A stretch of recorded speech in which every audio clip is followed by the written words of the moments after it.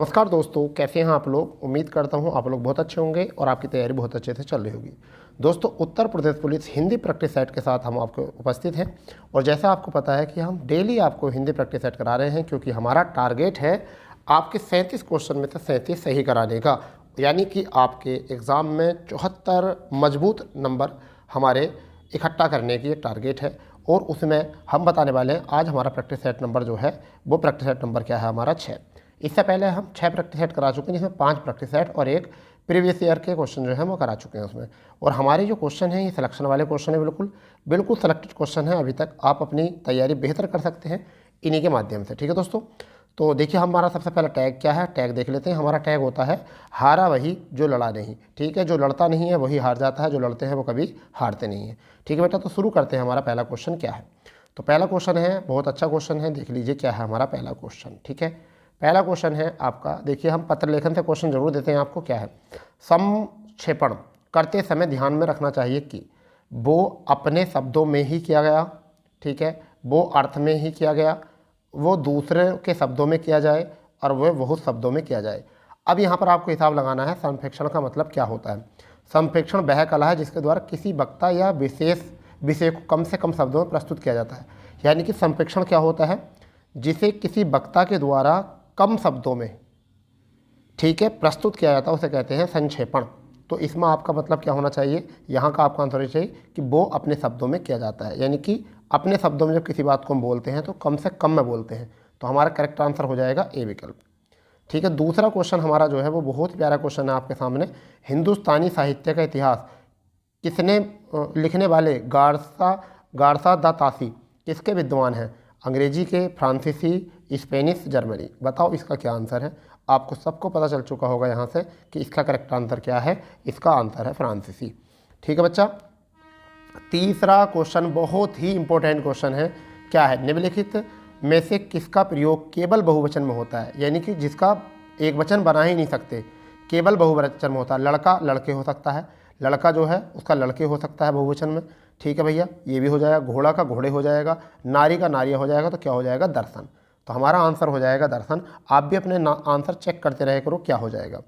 ठीक है, दर्शन आपका यहाँ से बहुवचन शब्द हो जाएगा। ठीक है भाई, चलिए चौथा प्रश्न हम देखने वाले हैं। क्या है चौथा प्रश्न, प्यारा प्रश्न है, बहुत ही अच्छा प्रश्न है चौथा प्रश्न।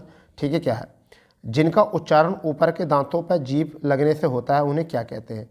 यानी कि ऊपर के दांतों तथा जीभ लगने से कहते हैं उन्हें क्या कहते हैं। कंठे कहते हैं, दंते कहते हैं, मूर्धन्य कहते हैं, अनुनासिक कहते हैं। जल्दी बताओ क्या है इसका आंसर, सही बताइए क्या है। तो वो क्या कहलाते हैं, वो कहलाते हैं दंतिया। और दंतिया में कौन से होते हैं मैं आपको बताता हूँ। देखिए, तय होता है, थ होता है, द होता है, ध और न। तो ये तो 5 हो गए तय वर्ग। अब मैं आपको 2 और बता देता हूँ। एक तो होता है ल, ल भी दंतीय होता है, और एक होता है छोटा स। ठीक है, स। तो दंतीय में ल और स भी होते हैं, तो ये इनको नोट कर लीजिए अच्छे से।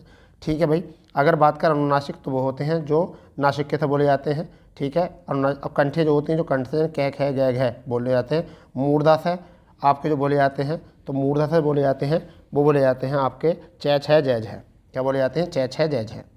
ठीक है दोस्तों, पांचवा प्रश्न क्या है हमारा, पांचवा प्रश्न है, निम्नलिखित में से अशुद्ध वर्तनी ज्ञात की। अशुद्ध बताना है, अशुद्ध बताना है। क्या है अशुद्ध, तो देखिए ज्योत्सना ये भी सही होता है, और एक ज्योत्सना पूरा लिखा जाता है वो भी सही होता है, दोनों सही होते हैं। अहल्या भी बिल्कुल सही होता है, अहल्या भी बिल्कुल सही होता है। तो यहाँ पर क्या गलत है, मिष्ठान गलत है, मिष्ठान गलत है। क्यों, मिष्ठान का शुद्ध जो होता है वो क्या होता है, मैं ई आधा से ट आ और नैन, ये होता है मिष्ठान। मिष्ठान ट होता, ठ नहीं होता, तो ये गलत होता है। ठीक है, चलिए छठा प्रश्न कौन सा है, छठा प्रश्न देखते हैं बेटा। छठा और सातवां प्रश्न दोनों देखेंगे हम। निम्न नामों में से एक शुद्ध वर्तनी है। एक शुद्ध वर्तनी जो नाम शुद्ध वर्तनी है, शुद्ध नाम बताना है। कौशल्या गलत है, कौशल्या गलत है। क्यों गलत है कौशल्या, क्योंकि यहाँ पर बड़ा सा बनता है। क्या बनता है, कौशल्या। ठीक है, कौशल्या ये बनता है। मैथिली शरण गुप्त, मैथिली शरण गुप्त, मैथिली शरण गुप्त। ठीक है, ये भी गलत है। आर्यभाषा मेघनाथ होता है, ये भी गलत है। ठीक है, अब राहुल संकृत्यायन बिल्कुल सही है, राहुल संकृत्यायन क्या है, बिल्कुल सही है। तो इसका जो आपका आंसर हो जाएगा वो क्या हो जाएगा बच्चा, राहुल संकृत्यायन। क्या हो जाएगा, राहुल संकृत्यायन शुद्ध वर्तनी में होगा बिल्कुल। सूक्ति का सही संधि विच्छेद क्या है, तो इसमें आ रहा है ऊ, इसमें क्या आ रहा है बड़ा ऊ, और बड़ा ऊ आता है दीर्घ संधि में। तो यहाँ पर छोटा ऊ और इसका निर्माण किससे होता है, तो सु माने होता अच्छा, तो ए विकल्प हो जाएगा यहाँ से, क्योंकि ये सु गलत होता है, ये भी सु गलत होता है, और सूक्त तो बिल्कुल ही गलत होता है। तो यहाँ पर एक चीज़ से उठा सकते थे सु, छोटा ऊ की मात्रा होती है, और छोटा ऊ मिलकर के बन जाता है छोटा ऊ प्लस छोटा ऊ मिलकर के बन जाता है बड़ा ऊ। इस वजह से ये है हमारी दीर्घ स्वर संधि। ठीक है, 8वां प्रश्न जो है वो क्या है हमारा, देख लेते हैं अभी 8वां प्रश्न क्या है। अभी प्लस के उदय, तो अभी प्लस के उदय, तो यहाँ पर है ई और यहाँ पर है ऊ, तो ई और ऊ से क्या बन जाता है, ई और ऊ से क्या बन जाता है, जल्दी बताओ, ई और ऊ से क्या बन जाता है, यू बन जाता है, क्या बन जाता है, यू। ई और ऊ से क्या बन जाता है, यू। तो अब इसका आपका आंसर हो जाएगा अभी यू, देख लो कौन से में है, ए विकल्प में। तो आंसर हो गया अभ्युदय। संधि कौन सी हो गई, यण संधि हो गई। कौन सी संधि हो गई बेटा, यण संधि हो गई। बिल्कुल अच्छे तरीके से कर लीजिए, अच्छे तरीके से कर लीजिए, ठीक है। आता है 9वां क्वेश्चन, देशभक्ति में समास है, तो इसका हो जाएगा देश के लिए भक्ति। और जब देश के लिए भक्ति आ जाएगा तो कौन सा हो जाएगा, द्वंद्व होगा, दिगु होगा, तत्पुरुष होगा। अब जल्दी बताओ क्या होगा, जल्दी बता दो आप। तत्पुरुष होगा भाई, तत्पुरुष होगा, तत्पुरुष होगा, बिल्कुल तत्पुरुष होगा। ठीक है भाई, देश भक्ति, देश के लिए भक्ति। ठीक है, विद्यालय, विद्या के लिए आल्य, रसोई है, रसोई के लिए घर, हथकड़ी, हाथ के लिए कड़ी। तो ऐसे सारे कौन से होते हैं, ये तत्पुरुष होते हैं। ठीक है भाई, चलिए आगे क्वेश्चन आता है, जय पराजय में कौन सा समास है। जय पराजय में कौन सा समास है, अव्यय, बहुवरी, द्वंद्व और द्विगु। जल्दी बताओ क्या है, जय पराजय, जय पराजय, जय पराजय में कौन सा हो जाएगा, जल्दी बताओ। तो वो हो जाएगा द्वंद्व समास, जहाँ पर उपसर्ग लगाकर, जहाँ पर उपसर्ग लगाकर हम क्या कर सकते हैं, उपसर्ग लगाकर हम इसको चेंज कर सकते हैं, वही होता है हमारा द्वंद्व।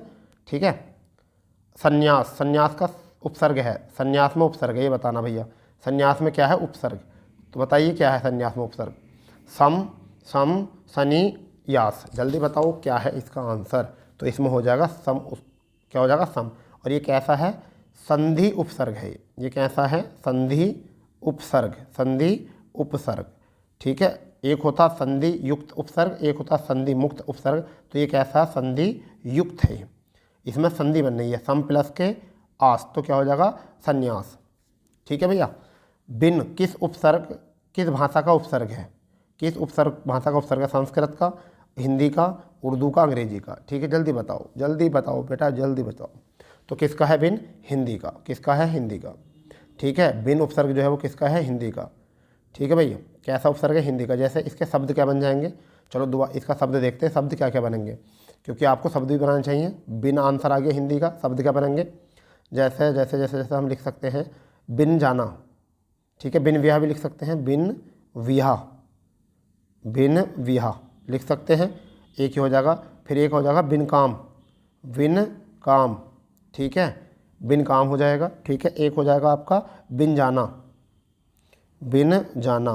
तो ये आपके बन जाएंगे शब्द। ठीक है, 13वां क्वेश्चन क्या है, 13वां क्वेश्चन है, आहट, आवट, आस आदि किस प्रकार के तद्धित प्रत्यय हैं, किस प्रकार के तद्धित प्रत्यय हैं, कृतवाचक, कर्मवाच्य, भाववाच्य या संबंधवाचक। जल्दी बताओ, जवाब मिल गया होगा, बिल्कुल बिल्कुल मिल गया होगा। आहट क्या होता है, घबराहट, आवट घबरावट, आवट यानी कि दिखावट। ठीक है भाई, दिखावट। ठीक है, तो अब मैं आपको बताता हूँ कौन सा हो जाएगा भाववाचक। भाववाचक लिख लो आप, देखो कौन कौन से होते हैं, आहट होता है, आवट होता है, आस होता है, आ होता है, आरा होता है, एरा होता है, ओती होता है, पन होता है।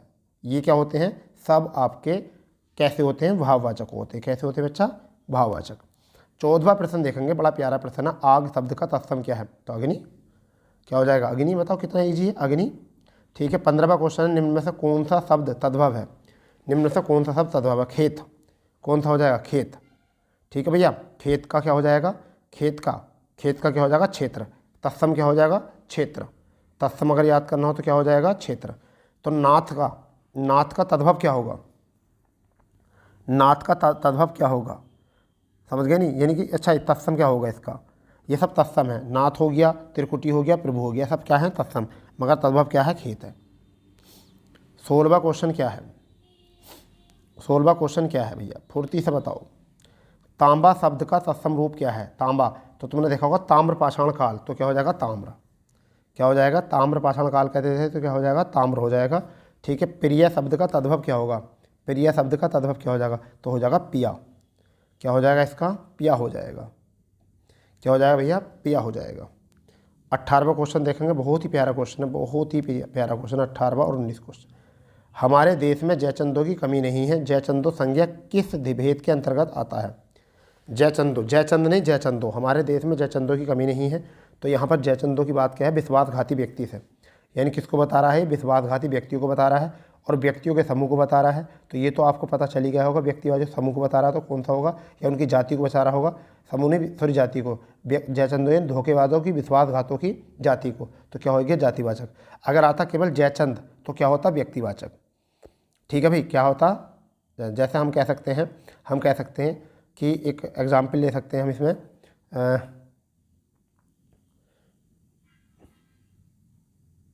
भीष्म पिता, समझ गए नहीं? भीष्म पिता जैसे शब्द का नाम अगर आपके सामने आ जाए तो भीष्म पिता का नाम सुनते ही आप क्या सोचते हो?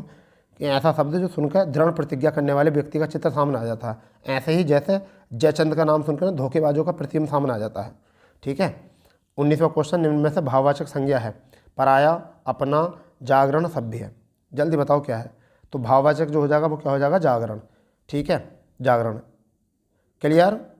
चलो विशेषण बनाते हैं जागरण से, विशेषण बनाते हैं जागरण से क्या होता है। तो विशेषण कैसा होता है? जागृत। जय आ गै में रै और तय, क्या हो जाएगा? जागृत। ठीक है भैया, जागरण का जो विशेषण होता है वो क्या होता है? जागृत। ठीक है। चलिए 20वां क्वेश्चन देखेंगे। 20वां, कोई आ रहा है, कोई आ रहा है, कोई किस प्रकार का सर्वनाम है? तो कोई किस प्रकार का? अनिश्चयवाचक, निश्चयवाचक, संबंधवाचक, निजवाचक। जल्दी बताओ क्या है इसका आंसर? कोई आ रहा है तो इसमें कौन सा हो जाएगा? अनिश्चयवाचक हो जाएगा। कौन सा? अनिश्चयवाचक। और अनिश्चयवाचक में भी कौन होते हैं? 2 होते हैं, एक तो कोई और कुछ। तो कोई जो होता है, कोई जो होता है ये तो होता है प्राणीबोधक। कैसा होता है बेटा? प्राणीबोधक, प्राणीबोधक। और कुछ जो होता है, कुछ वो होता है व्यक्तिबोधक। क्या होता? सॉरी, वस्तुबोधक। कैसा होता है? वस्तुबोधक। क्लियर? तो कोई होता है प्राणीबोधक और कुछ होता है वस्तुबोधक, दोनों होते हैं अनिश्चयवाचक। ठीक है भैया, क्लियर। चलिए, प्रखर शब्द है, प्रखर शब्द है संज्ञा, प्रविशेषण, क्रिया विशेषण, विशेष्य। बताओ जल्दी, प्रखर क्या है? जल्दी बताओ। समझ गए नहीं? ये है आपका विशेषण। क्या है? विशेषण। जो संज्ञा और सर्वनाम की, जो संज्ञा व सर्वनाम की विशेषता बताता है, सर्वनाम की विशेषता बताता है। क्या बताता है? विशेषता, विशेषता बताता है, उसे कहते हैं प्रखर, यानी कि प्रखर यानी कि विशेषण। प्रखर मतलब अच्छा। ठीक है भैया। 22वां शब्द देखेंगे। 22वां क्वेश्चन क्या है? वह खेल रहा है में किस प्रकार की क्रिया है? वह खेल रहा है किस प्रकार की क्रिया है? जल्दी बताओ, वह खेल रहा है किस प्रकार की क्रिया है? पक्का बिल्कुल अकर्मक, क्योंकि हमें पता नहीं ना क्या खेल रहा है। ठीक है, तो अकर्मक। ठीक है। 23वां थोड़ा सा मिसप्रिंट हो गया। वह हमारे अपने भाई ने गीत गाता रहता है। वह हमेशा अपने भाई के गीत गाता रहता है। वह हमेशा अपने भाई के गीत गाते रहता है। वाक्य में है, वाक्य में अव्यय पद कौन सा है? कौन सा बताना है? अव्यय, अव्यय पद बताना है। वह, तो ये तो सर्वनाम होता है। क्या होता है? सर्वनाम होता है। अपने, ये भी सर्वनाम होता है। गीत कर्म होता है, संज्ञा होती है। तो हमेशा आ गया। क्या आ गया आपका आंसर? हमेशा। ये आ गया अव्यय। ठीक है भाई, क्या आ गया? ये अव्यय आ गया है। ठीक है। और किस प्रकार का अव्यय होगा ये? हमें ये भी तो पता होना चाहिए, ये किस प्रकार का अव्यय होगा। ये बताओ जल्दी, क्या होगा? ये होगा भैया अवधिबोधक। कैसा होगा? अवधिबोधक। कैसा होगा? अवधिबोधक। लिख लो इसको भी। अवधिबोधक में भी कौन सा होगा? कालवाचक। ठीक है भैया, कालवाचक। ठीक है, कालवाचक क्रिया विशेषण के 3 होते हैं, एक तो समयबोधक होता है, एक अवधिबोधक होता है, पुनरावृत्तिबोधक होता है। ठीक है, ये मोस्ट आते हैं ज़्यादातर। ठीक है, आगे क्वेश्चन है 24वां, उनके बिना तुम कुछ नहीं हो में कौन क्या है? में संबंधबोधक क्या है? उनके बिना तुम कुछ नहीं हो, इसमें संबंधबोधक बताना क्या है? समझ गए नहीं? उनके बिना तुम कुछ, जल्दी बताओ इसका क्या आंसर है? समझ गए नहीं? जल्दी बताओ, जल्दी बताओ। तो ये क्या है? यहाँ पर है बिना। क्या है इसका आंसर? बिना, क्योंकि उनके बिना कुछ नहीं हो, तो बिना से संबंध जुड़ रहा है। संबंधबोधक अव्यय क्या होते हैं? संबंधबोधक अव्यय क्या होते हैं? जो संबंध बताते हैं। ठीक है, संबंध बताते वो होते हैं जो संज्ञा का, जो ऐसे संबंधबोधक शब्द जो संज्ञा की विभक्तियों के पीछे आते हैं, संज्ञा की विभक्ति के पीछे आते हैं, उन्हें कहते हैं संबंधबोधक। क्लियर भाई? चलो, आँख का पर्यायवाचक नहीं है, निम्न में से कौन सा शब्द है आँख का पर्यायवाचक नहीं है? ये बताना है। अक्षी होता है, नैन होता है, दृग, जल्दी बताओ। दृग, दृग दृग दृग दृग दृग होता है। ठीक है, जबकि द्रगंबु किसका होता है? आंसू का। किसका होता है? द्रगंबु आंसू का होता है भैया। द्रगंबु किसका होता है? आंसू का। तो हमारा आंसर क्या हुआ? द्रगंबु। द्रगंबु, ठीक है। आँख के चाहो तो लिख लो। अक्षी होता, नैन होता, द्रग होता, नेत्र होता, चक्षु होता, लोचन होता है। ठीक है भाई, अक्षी, नैन, द्रग, नेत्र, चक्षु, लोचन। क्लियर? देवता का पर्यायवाची है, देवता का पर्यायवाची है। ठीक है भैया, देवता का पर्यायवाची है। विधु होता है, ठीक है, ठीक है, विधु ही होता है फिर तो। ठीक है, विदु होता, देव होता है, एक देव होता है, देव होता है। ठीक है, सुर होता है, सुर होता है। ठीक है, अमर होता है, अमर होता है। ठीक है, निर्जन होता है, निर्जर, निर्जर, निर्जर होता है। ठीक है, अमर्त्य होता है, अमर्त्य, अमर्त्य होता है। ठीक है, अजर होता है, क्या होता है? अजर, जो बूढ़ा ना हो, अजर। त्रिदंश होता है, त्रिदंश, त्रिदंश, त्रिदंश होता है। ठीक है भाई, तो ये निर्जर, देव, सुर, अमर, अमर्त्य, अजर, निर्दंश, ये होता है। क्लियर भाई? हाँ या ना? अब यहाँ पर अतुन, अतुन किसका होता है?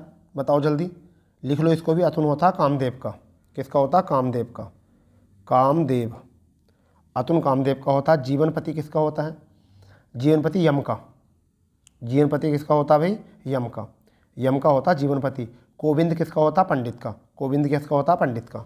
तो अतुन होता कामदेव का, कोविंद होता पंडित का, जीवनपति होता यम का। सारे हो गए क्लियर? बताओ, ऐसे ही तो करना था यार। ठीक है, ऐसे ही करना था यार। एबर का विलोम क्या है? एबर, एबर का विलोम क्या है? इसका होता प्रेबर। एबर का विलोम क्या होता? प्रेबर। ठीक है, लघु का क्या होता है? दीर्घ। लघु का क्या होता है? दीर्घ। ठीक है भाई, लघु का क्या होता है? दीर्घ। ठीक है, कनिष्ठ का क्या होता है? ज्येष्ठ। कनिष्ठ का क्या होता है? ज्येष्ठ होता है। कनिष्ठ का ज्येष्ठ होता है। क्लियर? भय का विलोम क्या है? भय का निर्भर, निर्दय, करुण, निडर। जल्दी बताओ क्या है? भय का क्या होता है? निर्भर। ए विकल्प बिल्कुल सही है। ठीक है, निडर का होता डर। इसका क्या होता है? डर, डर। निर्दय, करुण का होता निष्ठुर, निष्ठुर। करुण का होता निष्ठुर। निर्दय का होता दय। ठीक है, 29वां क्वेश्चन देखेंगे क्या है। 29वां क्वेश्चन बेटा, निरंतर करने से कामयाबी जरूर होती है। तो निरंतर क्या करने से भाई? निरंतर क्या करने से? प्रयास करने से। कहाँ है प्रयास? ये हो जाएगा प्रयास। तो निरंतर प्रयास करने से क्या होती है? कामयाबी जरूर हासिल होती है। ये बिल्कुल सही आंसर है, सही तरीका भी है, बता भी है। नेक्स्ट है 30वां, वायुयान के उतार चढ़ाव से यात्री घबरा गए, पर चालक ने उन्हें आश्वासन दिया, विश्वास दिया, निरस दिया, संतुष्ट किया। जल्दी बताइए क्या होगा यहाँ पर? जल्दी। तो भरोसा दिलाना होता, आश्वासन दिलाना। आश्वासन को हम क्या कहते हैं? आश्वस्त कहते हैं। क्या कहते हैं? आश्वस्त। ठीक है भैया, भरोसा दिलाने का मतलब होता है आश्वस्त। 31वां क्वेश्चन क्या होता है? जिसकी कोई उपमा न दी जा सके, जिसकी कोई उपमा न दी जा सके उसे क्या कहते हैं? अनुपम कहते हैं। क्या कहते हैं उसको? अनुपम। जिसको ज्ञान हो उसे ज्ञानी कहते हैं, जो ज्ञान कम ज्ञान हो उसे अल्पज्ञ कहते हैं, जो किसी के शरण में रहता है उसे अनुयायी कहते हैं। सबके हो गए। जिसे ज्ञान होता है उसे ज्ञानी कहते हैं, जिसे कम ज्ञान होता है उसे अल्पज्ञ कहते हैं, जो किसी के शरण में रहता हो उसे कहते हैं अनुयायी। जंगल में लगने वाली आग, रिपीट हुआ है क्वेश्चन। जंगल में लगने वाली आग क्या होती है?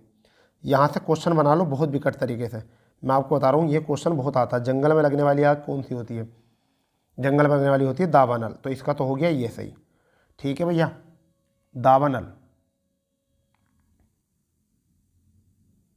समुद्र में लगने वाली आग ये है, समुद्र में लगने वाली आग होती है बाड़वानल। ठीक है भैया, समुद्र में लगने वाली कौन सी होती है? बाड़वानल।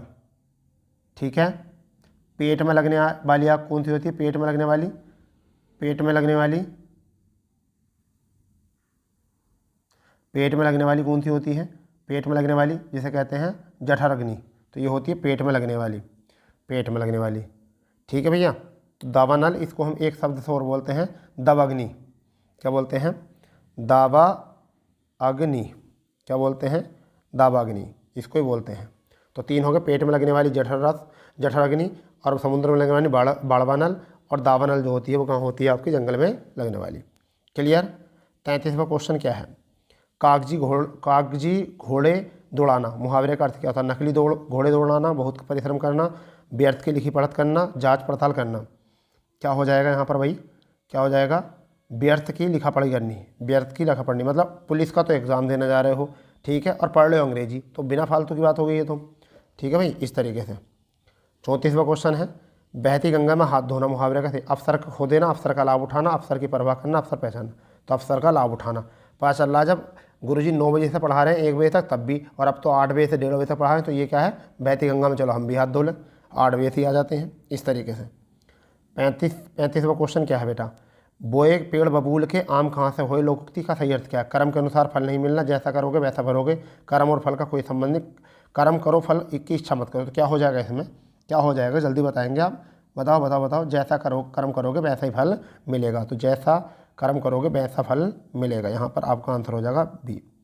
36वां क्वेश्चन हो जाएगा, सूरज पढ़ा लिखा और अधिकारी बना, सरल वाक्य बनाना है इसको, सरल वाक्य बनाना है, और आया है तो और को ख़त्म करना है, तो कैसे बनेगा, सूरज पढ़ लिख कर अधिकारी बना, सूरज पढ़ लिख कर अधिकारी बना, सूरज पढ़ लिख कर अधिकारी बना, ठीक है।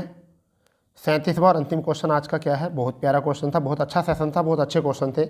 हाय मुझे क्या हो गया वाक्य का प्रकार है, संदेहवाचक, संकेतवाचक, विधिवाचक, विस्मयवाचक।